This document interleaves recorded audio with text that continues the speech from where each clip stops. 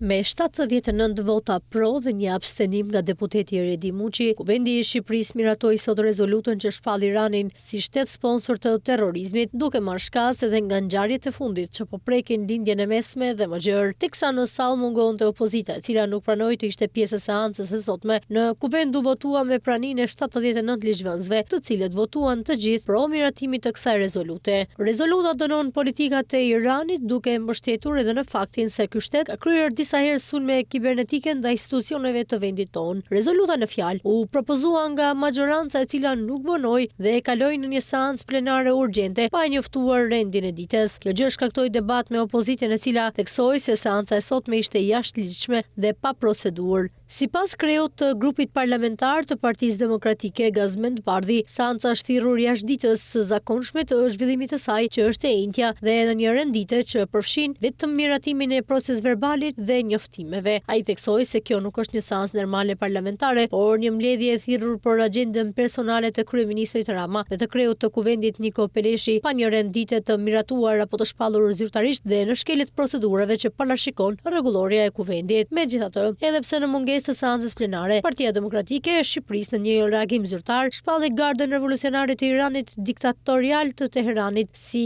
organizatë terroriste. Ajo e cilëson shtetin obskurnist Ayatollahve si sponsor kryesor të terrorizmit në botë dhe një kërcënim madhor për paqen dhe stabilitetin në lindjen e mesme dhe kudo në glob.